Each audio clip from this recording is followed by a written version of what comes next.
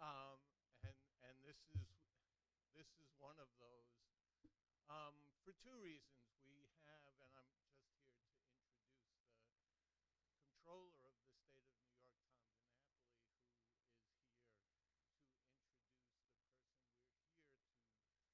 who is here to introduce the person we're here to hear from today, Carl McCall. So, without further ado, the Comptroller of the State of New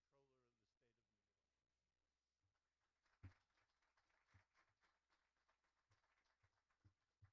Thank you, Bob. It's great to be here, and a special honor for me to be able to introduce a dear friend and a person who's been very important in my life, Carl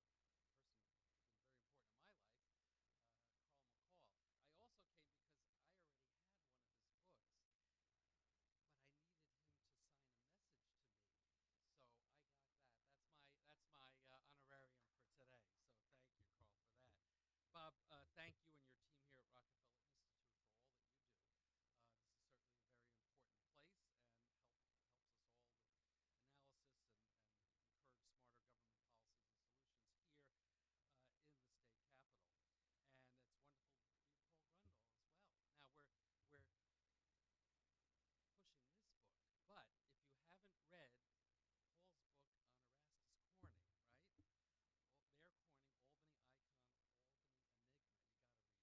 it. And then you got to read I Rose Like a Rocket, his book about Teddy Roosevelt and the State Assembly. With all due respect, Mr. McCall, great things came out of the State Assembly. No offense to the State Senate, but I'm prejudiced. I'm very prejudiced in that regard. Even Dean Fullahan came out of the State Assembly, right? So, what could I tell you? But Paul, your work as a journalist, as an author, is appreciated by all of us as well. And I know you have a very special relationship with Carl, and it's great that you're here as well. We're certainly here to celebrate the life of a New York icon.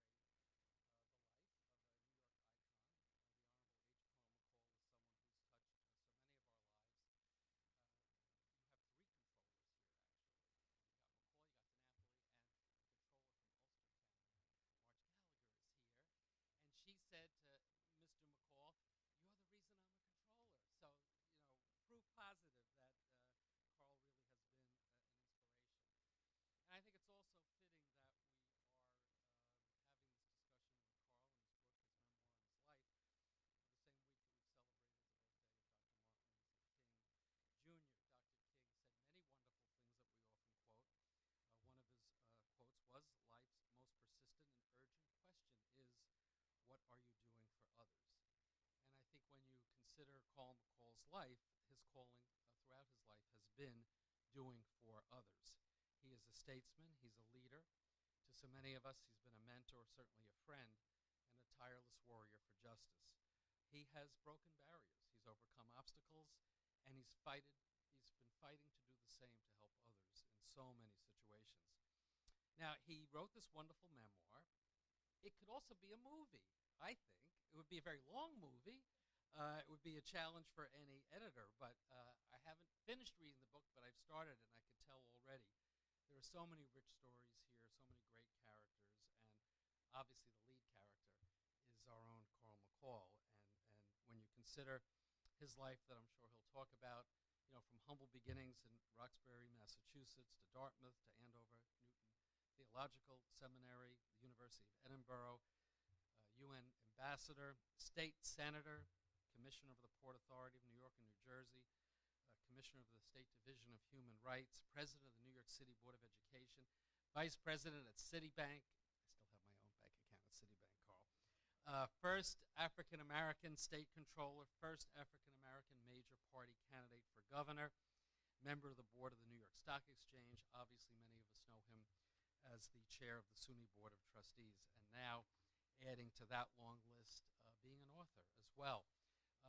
Carl continues to lead an extraordinary life with his wonderful life partner Joyce by his side. Wherever he has gone, he really, I think we would all agree, is someone who, in how he carries himself, really a distinguished person, a person of skill, but also of grace as well. He's really had an impact on so many. His leadership style has always been even-keeled. He's funny, he's generous, he's thoughtful, he's patient, always a gentleman. And in the rough and tumble of Albany politics, that has never been easy, but he's always set the standard in that regard. His moral and ethical compass is arrow straight. In every position he has held, he has stayed true to his life's focus on lifting up the wider community, especially the vulnerable, especially our youngest among us, and certainly his dedication to education and developing economic opportunities is proof of that. You know, for me personally, I think a lot of us in this room have our own stories about Carl, but certainly his wise counsel and example to me has been of great value. When I was in the state legislature, we got to know each other. I remember when he came knocking on the door, he wanted my vote for Comptroller when there was a vacancy and the legislature had to do an appointment. That happens once in a while in New York State history. And actually good things happen when the legislature picks a Comptroller. So I was proud to vote for Paul McCall for Comptroller. When I was in the Assembly, he was a great partner, especially on local government issues, and I chaired that committee for a period of time. And certainly in my time as Comptroller from the very beginning, when I sought the position, I certainly sought out Carl McCall's very wise guidance, and was really proud as well. I must say one of the highlights for me in terms of my New York political experience was supporting Carl for governor. And from my perspective, this is a gentleman who would have been an extraordinary governor for our state. A missed opportunity when that did not work out. But it didn't stop him from doing great work and having a wonderful impact on our state. You know, certainly from my perspective, this man will go down in history as one of our greatest controllers ever. What he did to take the office to the next level in terms of transparency, accountability, managing the pension fund, you go down a long list. And I continue to strive to build on his legacy. There are many of our employees who will proudly tell me, you know, I was hired under Carl McCall. And I think that's the kind of feeling people have. There was always a sense of pride being associated with Carl and being part of his team. So Carl, you know, to me, you've led an amazing life.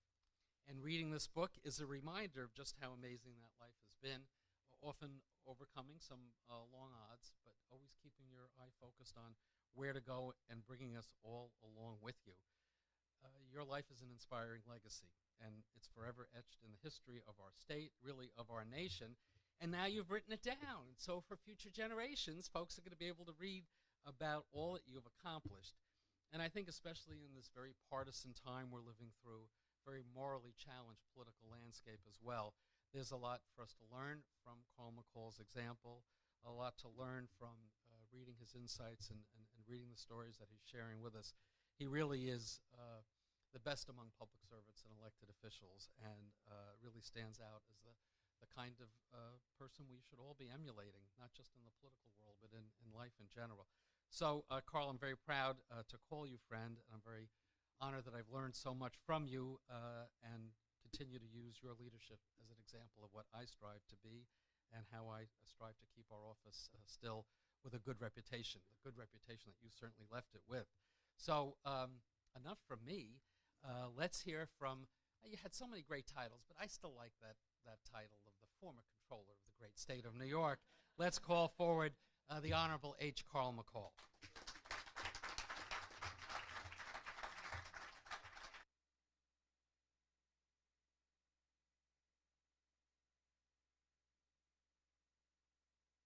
Said it beautifully, Carl. I don't know what to add. Should we just sit down after that? I mean, sit down after that.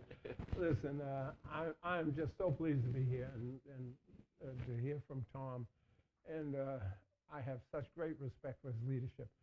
Being Comptroller is a tough job, but he has done it so well. He's done it with such great confidence and great leadership and results. I mean, you should see the results. It's just been terrific. But just think of all he has to do. You know, he's got over $200 billion that he has to manage. But he put that aside today to be here with us and to say such nice things. And so that's the kind of guy he is. He gets his priorities straight. And Tom, thank you for your leadership. Thank you for what you do for the people of the state of New York. And thank you for the check you send me every month. Just keep doing that. Yeah. And I want to thank Bob Megna. When I came into government way back when, you know, people always talked about this guy, Bob Megna, who's had more jobs You think I had a lot of jobs? This guy has had all kinds of positions in the state. But I worked with him very closely when I was at SUNY. First of all, he was the budget director. He said no, but he did it with such grace all the time when we came, begging for money. But when we worked together at SUNY, that was just such a great experience. And to see him right now at Rockefeller Institute is just a great place for him to be, and his leadership is amazing. So, Bob, thank you for arranging this, and thank you for all that you've done. My good friend is here from the University of Albany, Javidan Rodriguez. While I was the chairman of SUNY, I was involved in the selection of 55 presidents. But this one really stands out in terms of someone who really came to a tough place and has done such a great job, but for me has been a good friend, and I thank him for that. I'm here also with Paul Grondahl, who I met many years ago. He came and did an interview with me and my wife when we lived in Saratoga, and he did a great story, great job. I read the story. I said, "Who is that he's writing about?" I remember Joyce made roasted chicken. It was fantastic. This was a story on the power couple. Dr. Joyce Barron, the president of FIT, together they're an incredible team. But it's great to be back here because this is where we started. They gave us a nice office here. We would meet hour after hour after hour. What I want to say is after countless hours with Carl in person, over the phone, he's exactly the way Tom described him. When the camera's off, when nobody's looking, he is a true gentleman. It was a great pleasure to work with. Not always the case that the collaborators get along afterwards, but we're still friends, which is a nice thing. That's true. We got a lot of ground to cover. Begin? Let's start with Roxbury. As Tom had mentioned, it was not an easy childhood. Your father left your family. Your mother's left to raise 6 children. You've got 5 sisters. But this neighborhood was incredible. It was predominantly black. These were black professionals, lawyers, doctors, ministers who helped lift you up. And remember, it was a Republican community, which was interesting. You were raised in a Republican community. Could you kind of set the stage of your early childhood? Yeah, Roxbury was sort of the Harlem of Boston, and it was a great place. And as Paul pointed out, it was Republican. It was an interesting thing because, as you know, Boston has been a Democratic stronghold. But the Democratic Party basically took care of Italians and Irish. They really neglected the African-American community. But the Republicans picked up on that, and the Republicans really supported blacks in Boston, and in turn, blacks in Boston supported the Republican Party. And the symbol of all that was a person who was one of my Sunday school teachers. I was a member of the church, the St. Mark Congregational Church, and all of these people, doctors, lawyers, post office workers, laborers, they all were members of this church. And the reason that all of these professional people stayed in Roxbury is because they couldn't go anywhere else. They couldn't move into the suburbs because of the racism and segregation in town. So I benefited from that. And I think about that today.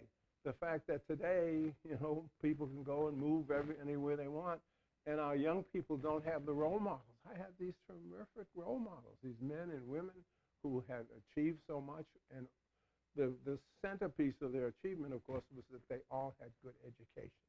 And so from the very beginning, they all talked to me about one thing, education, and this really works. And my mother, who was terrific and just also drilled that into me and my sisters, that education was important. And she would point to all these people and say, the reason he's a doctor, the reason he's a lawyer, the reason he's a teacher is because he got a good education. Drilled that into me. So we had, Ed Brooke was one of those role models. He was a lawyer, and he got me introduced to politics. He ran for state representative as a Republican. He lost, but then later he became the Attorney General of Massachusetts, and then the first U.S. Senator since Reconstruction. But that's a man that I got to know, that I worked with, and was a role model, and somebody who was very supportive of me always. So Roxbury really kind of formed me and gave me an interest in politics, an interest in government, but mostly really drilled in me the importance of education. And although we didn't have any money, you know, it was clear that I was supposed to go to college. And so I went on a tour. Yeah, the next phase, I mean, a major stepping stone in your life and your career. How did you get to Dartmouth from where you started? Matt Bullock, I know, was a key person, but a Dartmouth education from where you started was something that many kids in your neighborhood probably felt unattainable. How did you get there? Yeah. Well, I got there because there was another minister who was very important to me named Reverend Michael Haynes. And he took me and some of my classmates on a tour of colleges in New England. I mean, he was very clear it had to be New England. So we went around to most of the colleges in New England. But was another thing that I had in mind is I wanted to get away from home. I wanted to go and be in a new environment. I wanted to be in a place where I could have my own desk and a little bit of room. And so, you know, as much as I love being in Roxbury, I felt I had to get away from Roxbury. So we went on this tour and we went to various colleges. And when we got to Dartmouth, it just seemed like the right kind of place. There was a lot of ivy on the walls. You know, it looked like this is what a college ought to be. And so I really became fascinated with it, and that was my first choice of colleges.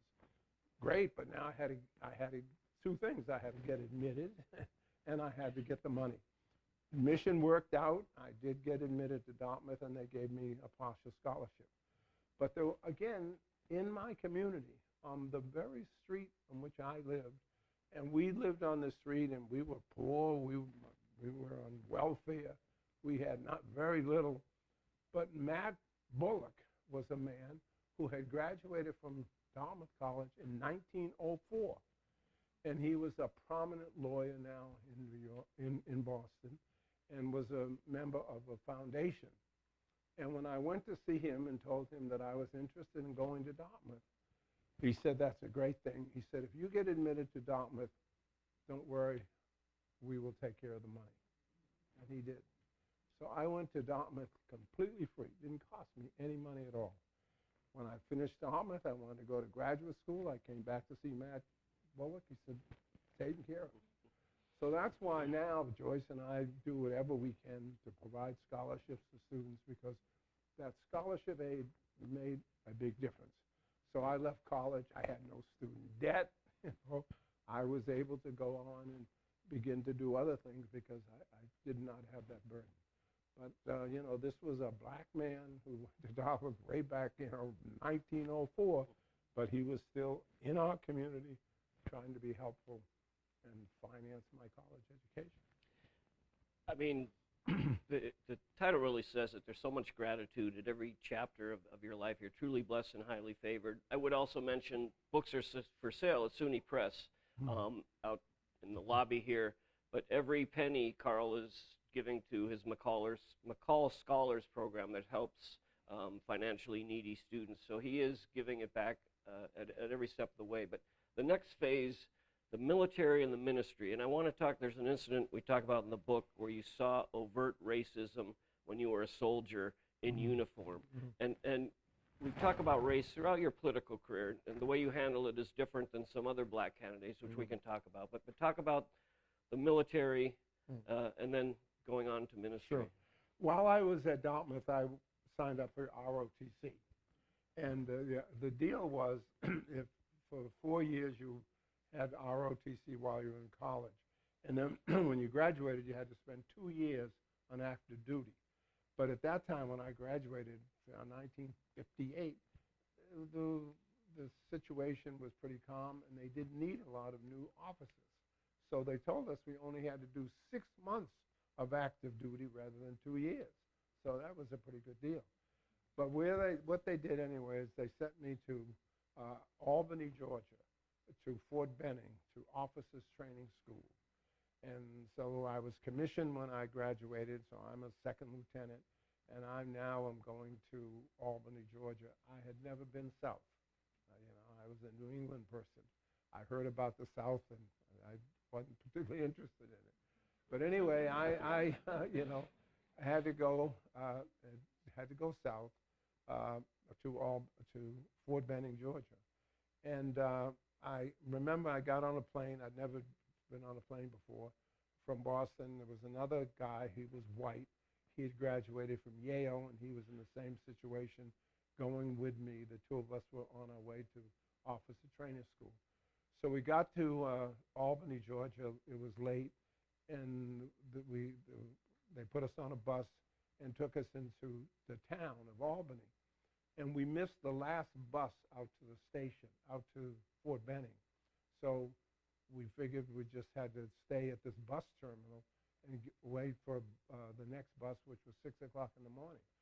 So we walked into, this fellow and I walked into the bus station in Albany. Nice, clean place. It was wonderful. It was empty because it was now about 12 midnight. And there was a guy, though, behind a counter. So we would walk over and, get some cup of tea or something. And he looked at me and says, what are you doing here? I said, what do you mean, what am I doing here? I said, I'm on my way to Fort Benning. He says, we can't serve you. You can't stay in here. This is the white bus station. I said, the white bus station? He said, yes, the white bus station. You want a tea, or if you want to stay here, you go around the back. So I went out the back door, and there was a little, attachment to the bus station, and it said colored. And I went in there, and the one was nice and clean and empty. There were about a dozen people on a bench, sitting on the floor, whatever. And this guy pulls up a window from the restaurant where I'd been before. He said, now I can serve you. So I said, this is going to be interesting. So anyway, this fellow and I, we sat on a bench. It was warm. We sat on a bench until 6 o'clock in the morning, and got on a bus and went out to Fort Benning. When I got there, it was interesting. The two of us showed up, and they said there'd be 2 people in every room. And I said, we'll room together. And they said, no, your room has been assigned. You can't room with him. I said, really? So I go upstairs, and I meet my roommate, which is a black person from Howard University.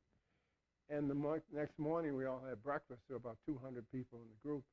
And I noticed there were 6 blacks, and we were all paired together. We had been selected to only, room with one another. So about a week later, we had a reception with the commanding general. And, he gave a little speech, and he said, if you have any concerns at all, come and talk to me. I'm open, and, we really respect your opinions. So I went up to him, and I said, I understand that the Army has been integrated, that Harry Truman integrated the Army. Oh, yes, the Army's integrated. We have black people in all kinds of positions. My Jeep driver's black. I said, oh, good, So I said, I'm concerned about the fact that till I showed up, I had this fellow, and we wanted to room together. Why couldn't we room together? Oh, no, well, this is the South. I said, well, and then we talked about it a little bit, and he said, well, he got a little upset at that point. And he said, well, look, if you have a complaint about this, you can contact your congressman. You're from Boston, right? I said, yes. He said, you contact your congressman. I said, okay. By the way, I said, my congressman's name is Adam Clayton Powell. He said, wait a minute, you said you're from Boston. I said, yeah, but he's my congressman. And I think he'd be interested in the fact that I've come here from Dartmouth College, and I'm a second lieutenant, and you tell me I can only room with a black person, we can't room. Well, if you want to talk about it, you can come see me. So I came to see him a couple of days later. He said, I thought about this, and he said, I think we should change our policy. And I think from now on, and he showed me something he had written, from now on, people will select their own roommates when they come, and we'll have the place completely integrated. And I said, thank you. And he says, by the way, let Adam Clayton Powell know that I'm So I learned a little bit about political power right there. There's so many stories, and I know we're going to go Q&A afterwards and the book signing, but we're going to jump ahead. There's so many phases. But that story is so emblematic. We talk up in the book, and you knew Malcolm X from your neighborhood before it was Malcolm X, which we'll get into, but your philosophy on leadership and change and standing up to racial injustice was from within the system rather than throwing rocks from outside. And you were much more aligned with Martin Luther King's philosophy than Malcolm X. Could you briefly talk about that? Because it works through that story and all the phases of your career, I think. You know, I think Malcolm X was a great leader, became a great leader when he converted really to Islam, natural, you know, traditional Islam. But what my relationship with him was through someone else. One of the people in my neighborhood that I grew up with was a guy named Gene Walcott.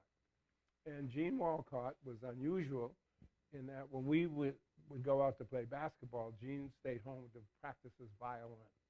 He was a terrific violinist and was a choir boy in his church, Episcopal church, and a very solid guy. And Gene Walcott went off to Winston-Salem State Teachers College. And while he was there, he became a calypso singer and took on the name of the Charmer. And when he graduated from Winston-Salem, he came back to Roxbury.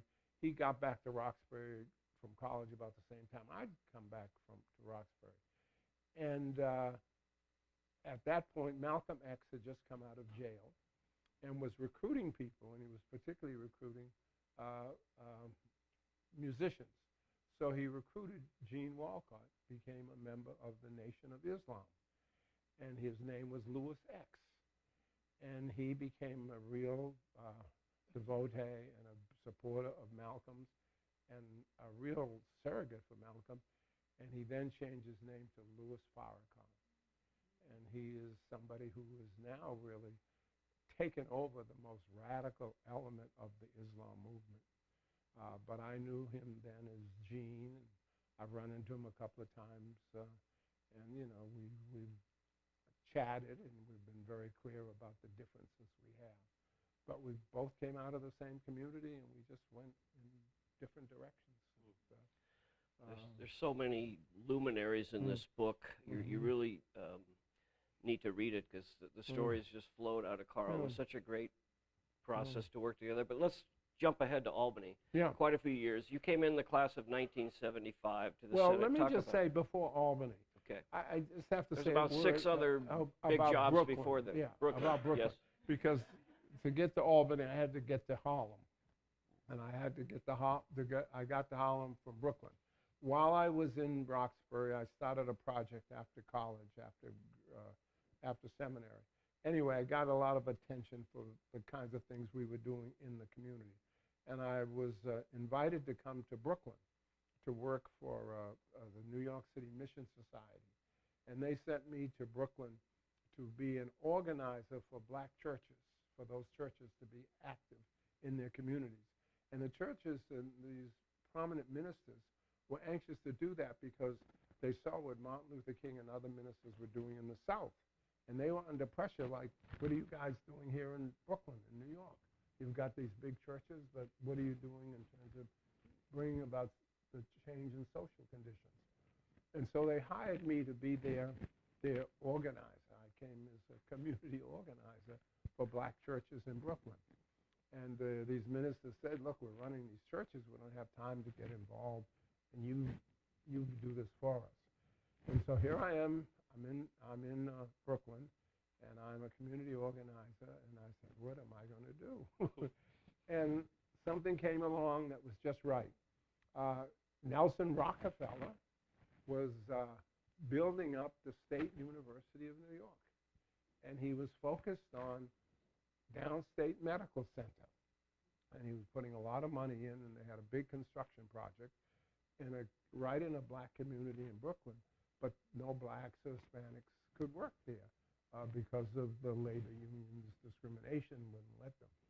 So a group called CORE, Congress of Racial Equality, they were out picketing every day this site, pointing out that there was this discrimination and they couldn't work there. So they reached out to the ministers and said, why don't you come and support us? So the ministers sent me to meet with them. And I met with them, and we talked about, how we could help. So the next day, I got the ministers. A lot of ministers came out, and we marched around with signs, and we sang songs, and we did whatever. And nobody got hired. So we said, we've got to try something new. So the next day we went out, and what we did is we sat down on the pavement in front of the construction site, the entrance of the construction site, and shut the place down. Nobody could get in or get out. It became a big issue. The media came, the police came, and we were arrested. About 200 people were arrested in the biggest demonstration that they've seen in Brooklyn in years. And all these prominent ministers were arrested. I became their spokesperson. They put us in jail in a precinct, all of us, for the rest of the day. And we sang songs and prayed and did whatever. And when we got out, other people came the next several days picketing. It really became a big issue as we shut down this site. One of the ministers who was involved with us, a man named Sandy Ray, pastor of Cornerstone Baptist, Republican, and knew Nelson Rockefeller. So Nelson called him and said, Sandy, we got to do something about this. We can't have these demonstrations. Sandy said, yes, but we need some jobs. So Nelson Rockefeller said, well, why don't you come and meet with us?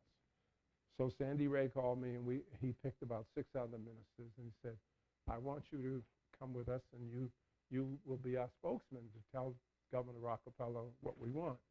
Now, I have now been in Brooklyn for 2 months, and I'm now going to meet with Nelson Rockefeller to tell him what he can do to solve this problem.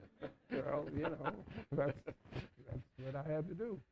So we went to see Nelson Rockefeller, and we talked, and it was very interesting.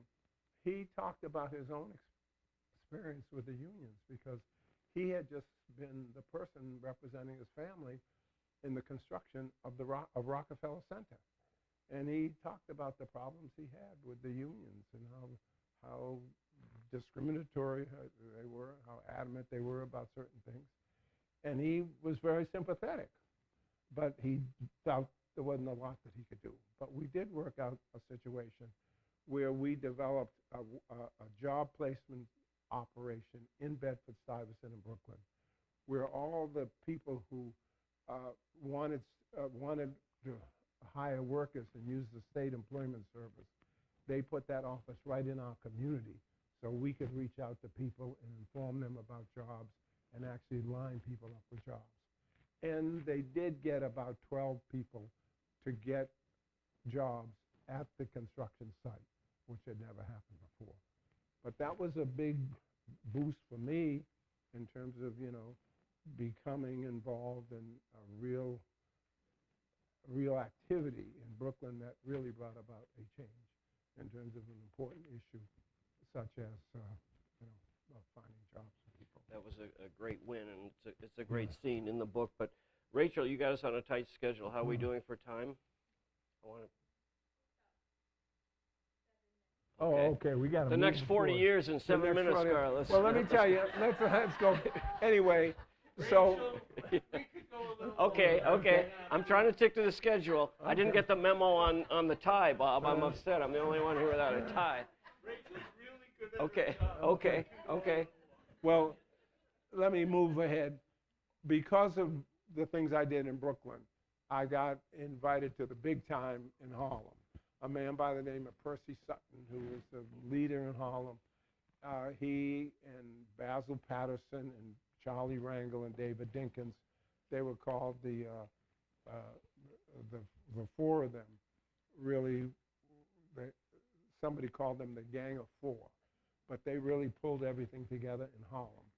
And they invited me, and they basically adopted me and said, we want you to be part of our Harlem political operation. And I was, and I got to meet Charlie Rangel in particular, worked in his campaign for Congress. And then we lost a person from our organization, Harlem organization, to be the state senator. And so they needed somebody to be the Harlem state senator. The interesting thing about that position was it isn't just Harlem, it also takes in a big portion of the West Side. And And so they needed somebody who could get support on the west side, which is where I lived. And so without standing in line and starting out as a district leader and then an assemblyman, I right away was supported to be the state senator from Harlem. And I was elected in that position. I came here to Albany. And what a disappointment. Yes, yes. You were in the minority in the Senate, which... I mean, to be in a minority and a minority in the state Senate. Let me give you an example of what it meant. As the minority party in the state Senate, which was run by the Republicans, Democrats didn't count. And but every Democrat was the ranking member on a committee. So I was very interested in voter registration. So I went on the elections committee. I was the ranking member. A senator by the name of John Calandra from the Bronx was the chairman. And so we had our first meeting. I've been in Albany for about a week. We had our first meeting of the elections committee. And I read all the stuff, the agenda, looked at all the bills that were coming up. Nothing major, but there were a few things, and I had a couple of questions. So I'm all ready now for my first committee meeting. And I get a call from Senator Calandra. He said, Senator, yeah, I know you got the material, and the meeting's going to start in about a half hour, but I just wanted you to know if you're busy and you have else to do, you don't have to bother, because, we're just going to, approve the agenda, and that's it. We're only going to meet for about 15 minutes. And so if you got something else, you don't have to come. But anyway, I went anyway, and sure enough, he just called the roll and said, these are the 6 bills, and somebody said, I approve, and somebody seconded, and that was it, and the meeting was over. And, and so that's what it was like being in Albany. But what I was able to do was spend a lot of time doing constituent services and well, that's how I got in politics in terms of the state Senate. But that went on, and then I had some other opportunities. I've been in the Senate for 5 years, and it wasn't going very well. And Charlie Rangel said, you ought to come and talk to a guy named Louis Martin in the White House. They're looking for some people to be ambassadors to African countries. That wouldn't be bad. So I went and met with Louis Martin. It just so happened, if you remember historically, Andy Young was the U.S. ambassador to the UN, appointed by President Carter. And then he got in trouble because he met with the PLO when you weren't supposed to do that, and he left. And so there were actually 4 people at the UN with the title of ambassador. And another person who had been on his staff became the chief ambassador. And so his position was now open. So Louis Martin said, well, instead of going to Africa, how would you like to be an ambassador at the UN over on First Avenue? I said, that's not a bad deal. And so that's how I got to the UN, had a great opportunity to travel around the world in that capacity. Came back and got involved in some other things. And then let me tell you about 3 people I was involved with, 3 elected officials who really kind of set the stage for my making the next move when I ran for governor. And it started with Pat Moynihan, because what happened is in 1993, Ned Reagan, who had been the comptroller for 25 years, all of a sudden decided to retire. And so it was going to be up to the legislature to pick somebody to take that position. I got in the race with some other people, and I went around and met with the legislators, as I told you. And it was interesting, when I went around and asked the legislators for their support, the one question I got from most legislators is, Carl, if you become comptroller, will my reimbursements be processed on time? And I promised them they'd get their reimbursements on time, and that was it. So I got elected comptroller. And that was amazing. This was the first time we'd had an African-American elected to a statewide office. And we were able to do that and got through that pretty well.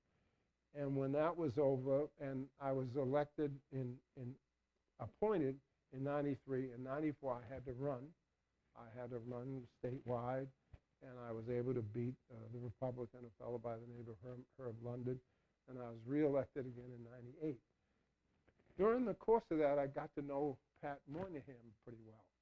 And Pat Moynihan, as you know, was a very interesting U.S. senator, an intellectual, had taught at Harvard and other places, and we got along pretty well. He used to invite me to Washington every now and then to talk to him, and he would just, well, talk to him meant listen to him as he told stories about, you know, history. Didn't he always break out the bottle of sherry, too? Yeah, he brought out the bottle of sherry, and we drank sherry and talked.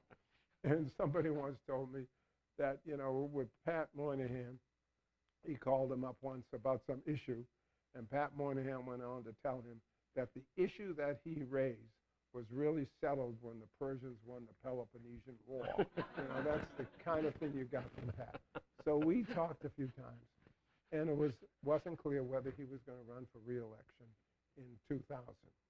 And there were other people who were considering running. And I had just been elected for the second time. I was the only Democrat elected in 1994.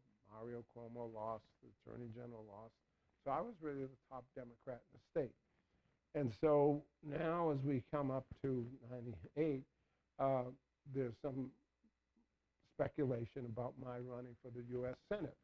So I thought about it and said, well, maybe I would consider that. But then I had two visitors who came to see me. Dean, you would understand this. Charlie Rangel and Dennis Rivera came to see me. Charlie was the dean of the New York congressional delegation.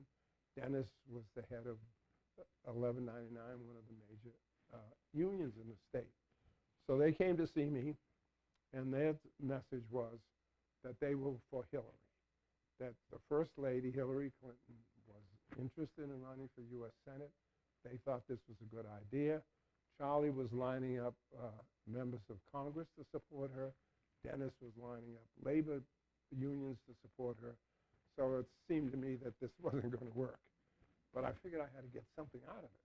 Now, I had never met Mrs. Clinton. I met Bill Clinton several times because a fellow who worked for me named Eric Eve left me, I can't imagine why, to go and work for Bill Clinton in the White House. And so every time Bill Clinton came to New York, Eric Eve made sure that I was there, and I got to meet Bill, and so I met him several times.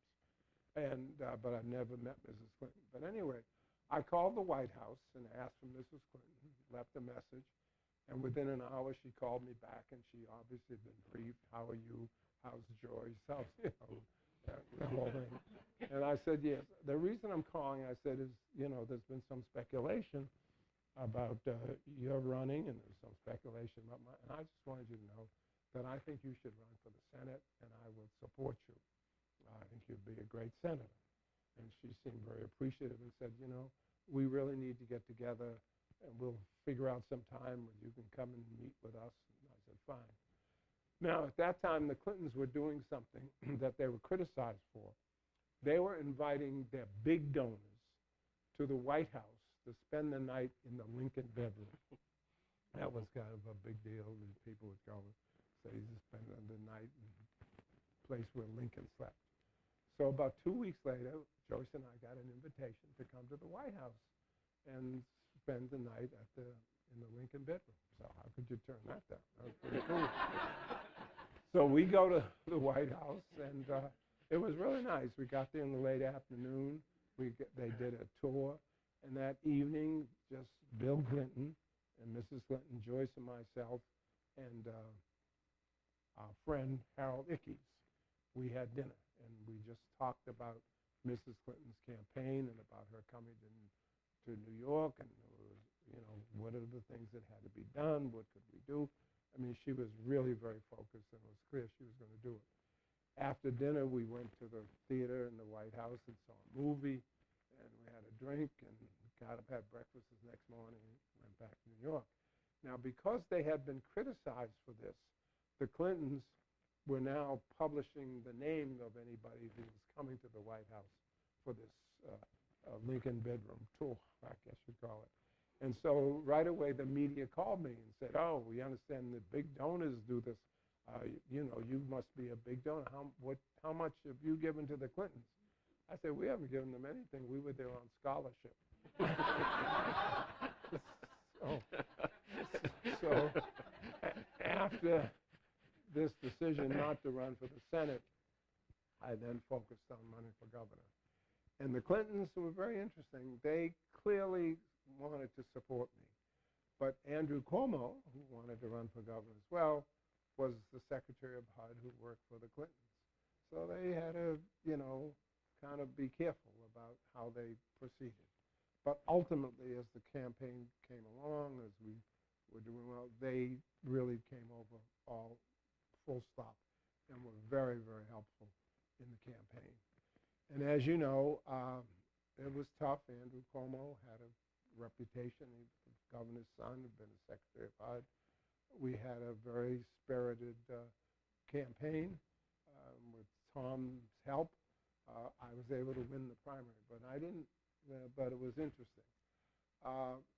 What happened is the last week of the campaign, the polls showed me with a pretty considerable lead, and Andrew Cuomo, 4 days before the election, dropped out. And so it didn't give me a clear victory. You know, I won, but it wasn't the same. And then the general election, I don't talk about a lot. It was a problem, and we didn't have any money. Had to spend a lot of money in the primary with Andrew, and had no money left for the general election. And, you know, ran against George Pataki, whose big asset was he was bland. I mean, he hadn't done anything. I mean, really, that could be an asset. He'd never done anything good, but he'd never done anything bad. He was the accidental governor, he was always called. So, you know. But let's not end on a sour note, because there's enough baggage with Mario and Andrew in this book, and they interweave throughout phases of your career. But these two shining landmarks of Albany, one of the greatest buildings in Albany, used to be SUNY headquarters. It now bears the name of H. Carl McCall, which is phenomenal. And Tom and his staff now have a beautiful building on State Street that I believe used to be Cramden Alfred E. Smith building on top of each other. You took some heat for that. Talk about Taj McCall and getting that built under your reign. We were in the Alfred Smith building, and it was pretty derelict, and we needed a new building. So we took money from the pension fund. The pension fund actually became an investor and built the building, and then leased it back to the Comptroller, to the state, for the Comptroller's office. So we were able to construct, because I knew I would be leaving, but I knew Tom wanted better quarters. I mean, and Tom, you know, deserved better quarters. And so we went and did this thing for Tom and built the building. And I think people really appreciated the fact that they, but, you know, the press, you know, the Albany press is terrible in terms of, you know.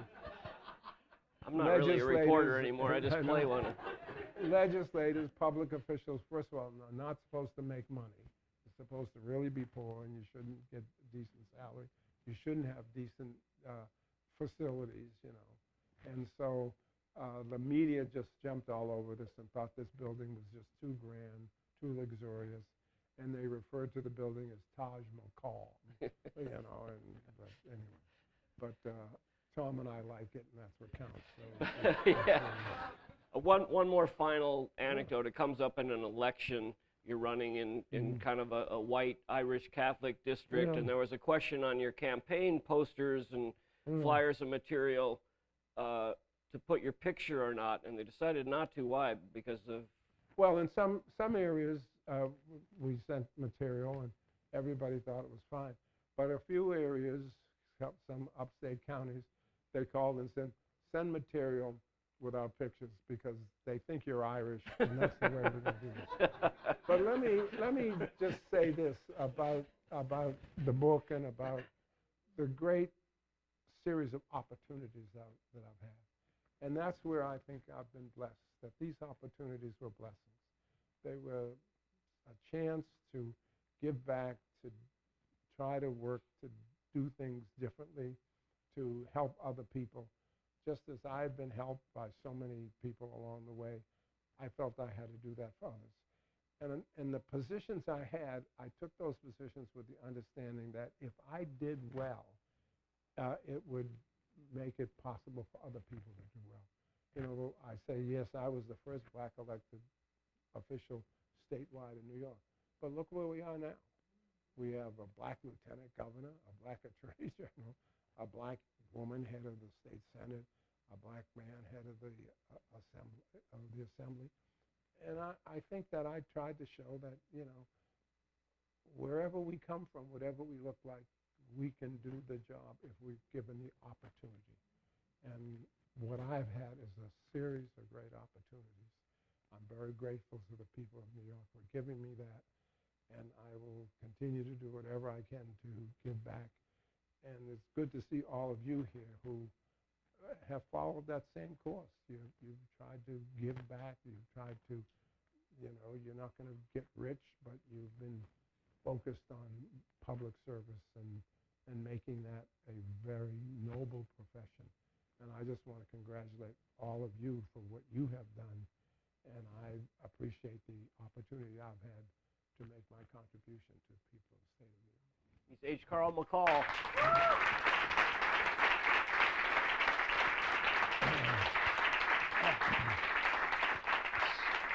So sticking to Rachel's schedule, I think there's a short break now, then think of the questions you want to ask Carl. Well, why don't we then go we'll come right to back. the questions? You want to go right to the questions? Yeah. That's easier then. And then they'll have the book signing afterwards. Okay.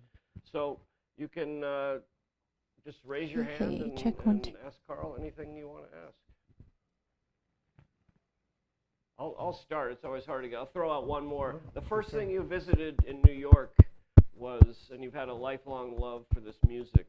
Where was your first stop when you drove and came to New York? Well, when I first came to New York, the very first night I was in Brooklyn, I went to Birdland, which was the jazz, you know, sort of iconic jazz venue in the country. I started listening to jazz when I was in Boston in high school, and a fellow by the name of George Wein opened a place called Storyville. And I was in high school, and I used to sneak into Storyville because I was tall and listen to jazz.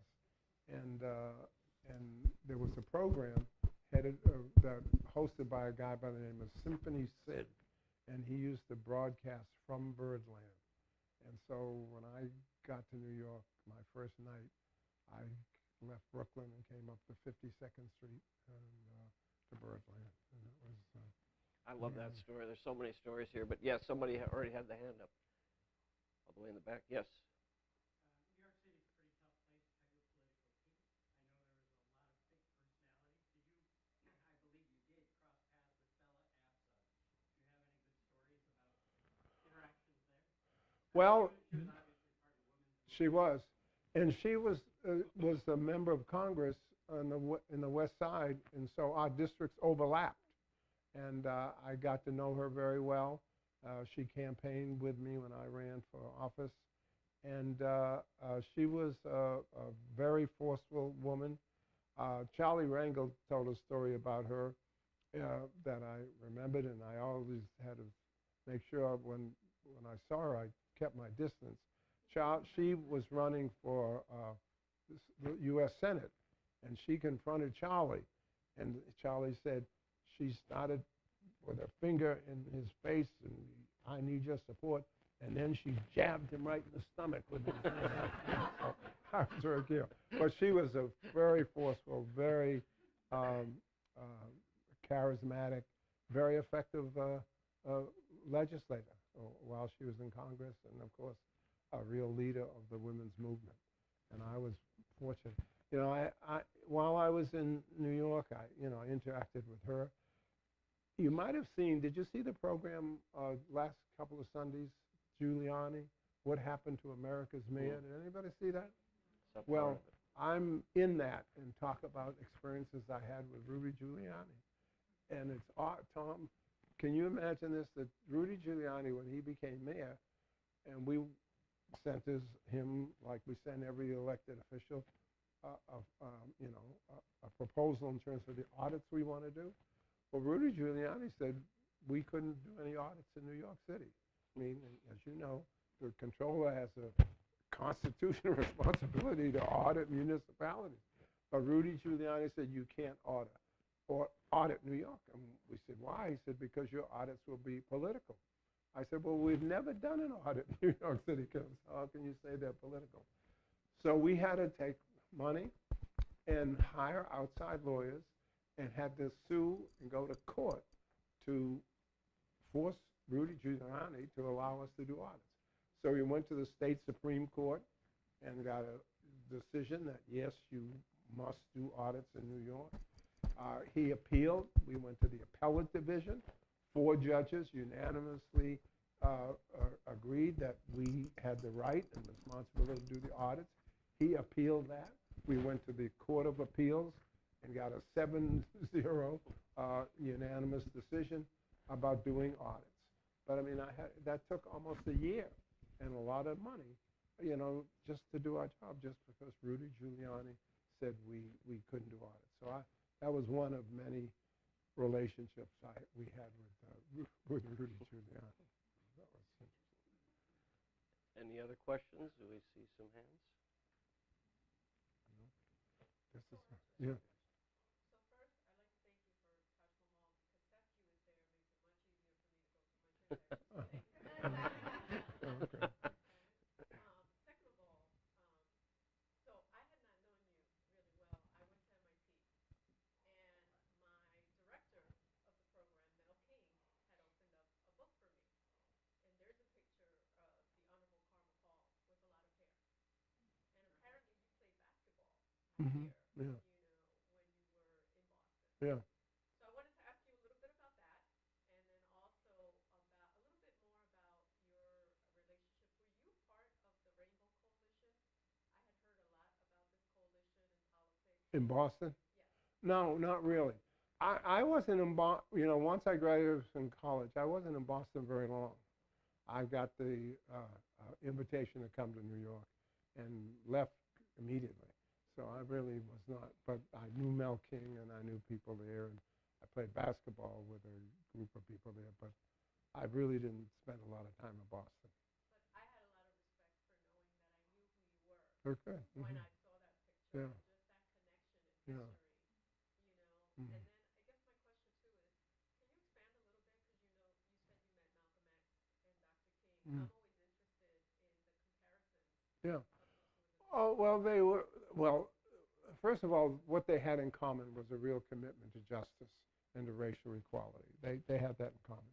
Malcolm, as you know, when he was under the influence of Elijah Muhammad, the head of the Nation of Islam, took very different, more radical positions, divisive positions, and yet then he went to Mecca and he was converted and really realized the true value of fundamental Islam, and he changed. And just like Martin Luther King, he believed in nonviolence, he believed in equality and equity, and believed in integration. And unfortunately, that's when he was assassinated. People who came from the Elijah Muhammad side of the movement assassinated him.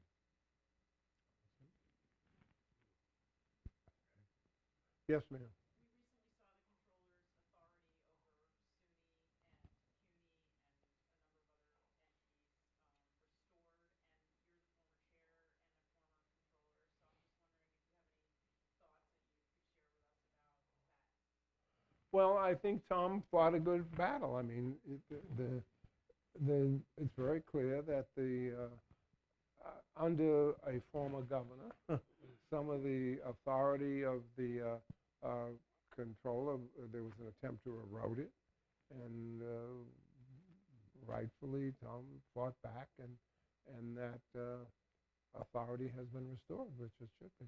I mean, all municipalities, anywhere public money is spent, the Comptroller has the right and the responsibility to audit and hold such entities accountable. And that's why the job is so powerful and so important. Yes. Yes, sir. Do you have thoughts about, in this current environment, how we should, as government officials or maybe even citizens, act in a world that's polarized and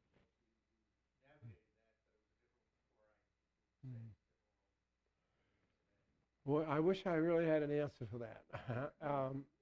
It is really troubling, the dysfunction, the polarization, and after those 15 votes 15 roll calls that we saw a few weeks ago, it's clear that the polarization is going to continue and be more intense. And those of us who, in every way we can, we just have to resist that. And we just have to continue to say that we've got to have dialogue, we've got to be open, we've got to listen to everybody's positions, and we have to try to compromise and find consensus. It's going to be hard, but at an individual level, we just can't buy into it. And we must continue to protest it and to stand up and say, this isn't working. And boy, I really feel for people who are in public life now, because this is what they're faced with. It's just very hard. And New York is, isn't there yet. Put it that way. It's not there yet. And we've got to do whatever we can to resist New York kind of following this national pattern of discord and dysfunction and extreme polarization. I think the next election, the next presidential election, is going to focus on that. And that's going to be a place we've got to start thinking about what kind of positions we're going to take and what kind of leadership we need as we go into this next presidential cycle. This is really tough, but we need a leader who is going to move in a more reasonable way to try to deal with it. It's going to be tough. I think. Tom, how do you see it? I mean, you're right there. I mean, how? No, I mean, it's not getting better, that's for sure.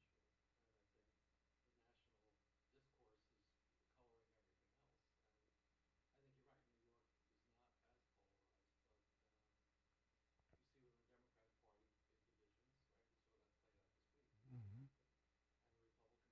You look at some of the members of Congress from our state.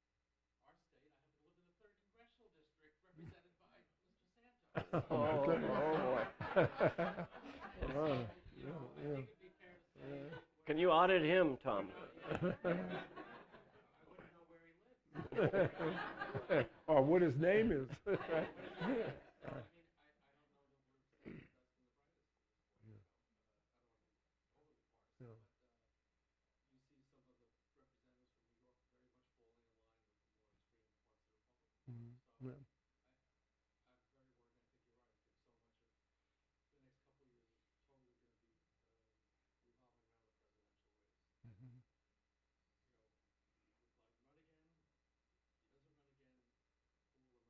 Yeah. Party? What will be the impact of Trump Mm-hmm. on the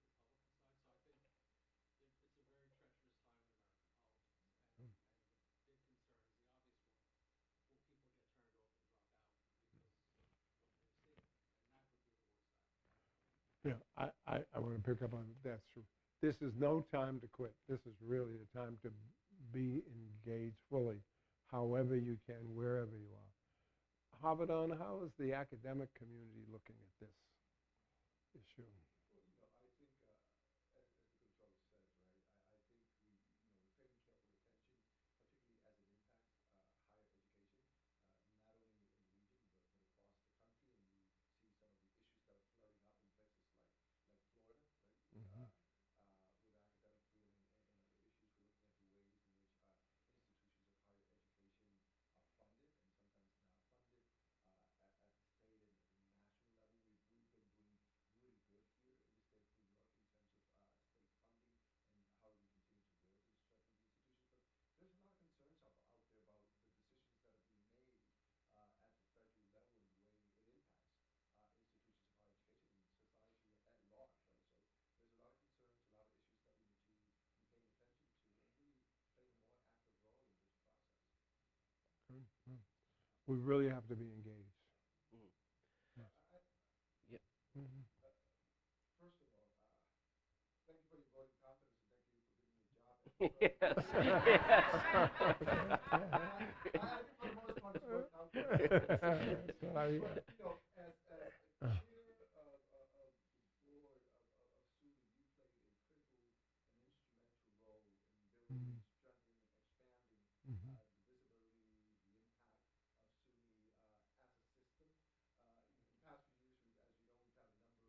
Yes.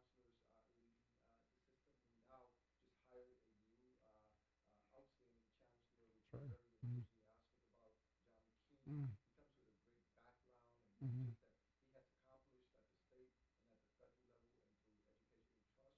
So as you sit there and you think about, the future of SUNY as a system of higher education, what are your hopes and dreams for SUNY?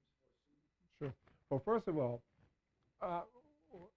one of the reasons I got involved in SUNY, and one of the things I realized, is it has been a much underappreciated asset.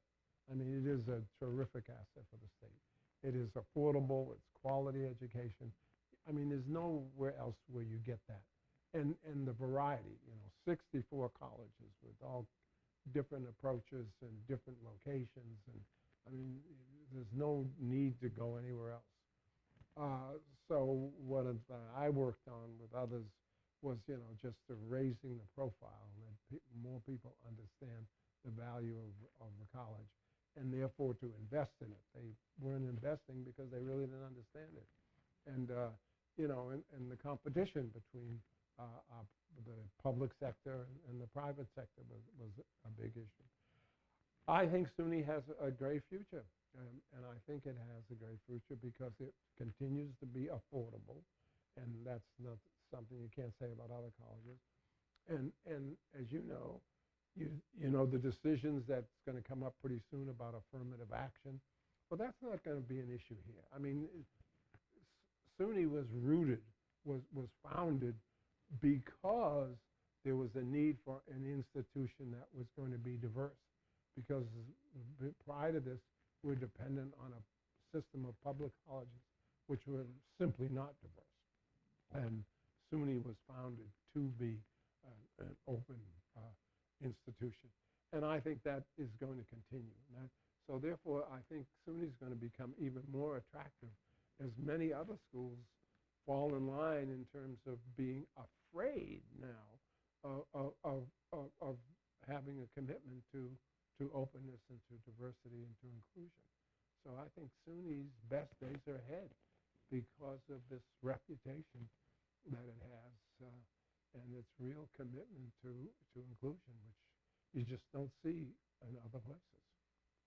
I think that's a great optimistic note to end on. There are books for sale immediately following. SUNY Press, our great academic press, is right out front with books. Carl will sign.